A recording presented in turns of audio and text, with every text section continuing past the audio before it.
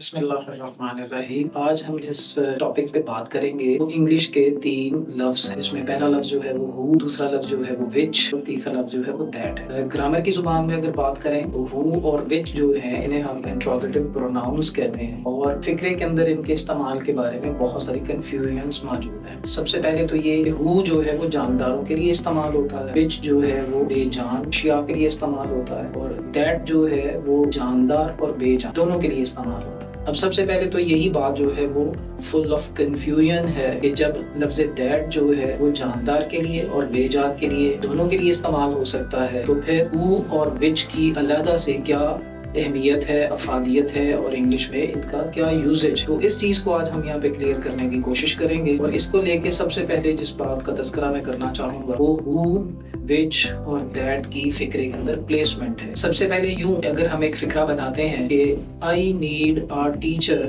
For my son who is over 50, तो यहाँ पे लफ्ज़ हु जो है वो सन के बाद आ रहा है। अगर हम बामुहावरा तर्जुमा करें तो पता ये चलता है कि फिक्रा बता रहा है कि मुझे अपने बेटे के लिए एक उस्ताद चाहिए जिसकी उम्र जो है वो 50 साल से ज्यादा हो। ये तो इसका बामुहावरा तर्जुमा है और वो सेंसिबल है और समझ भी आता है। लेकिन अगर हम ग्रामर के असूल को मद्देनजर रख के इसकी ट्रांसलेशन करें तो ग्रामर का असूल ये कहता है कि लफ्ज़ हु जिस भी किसी एक लफ्ज़ के बाद इस्तेमाल होगा दर हकीकत वो उसी लफ्ज़ की एक्सप्लेनेशन दे रहा हो। तो यूं अगर इस फिक्रे के अंदर लफ्ज़ हु सन के बाद आ रहा है तो इसका मतलब ये हुआ कि तर्जुमा के एतबार से बेटा वो बेटा है कि जिसकी उम्र 50 साल से ज्यादा है। तो यूं देखा जाए तो तर्जुमा के एतबार से माना बिल्कुल ही और से और बन जाएगा। जैसे अगर हम यूं कहें तो बेजाना होगा कि तर्जुमे के एतबार से फिक्रा ये बता रहा है कि मुझे अपने बेटे के लिए जिसकी उम्र 50 साल से ज्यादा है एक उस्ताद चाहिए। तो ये बात जो है वैसे ही कुदरती कवानीन के खिलाफ जाती है कि बेटा जो कि 50 साल का है उसके लिए उस्ताद चाहिए। तो समझ ये आई कि हु की प्लेसमेंट जो है वो फिक्रे में मुनासिब जगह पे नहीं हुई। दर हकीकत इस हु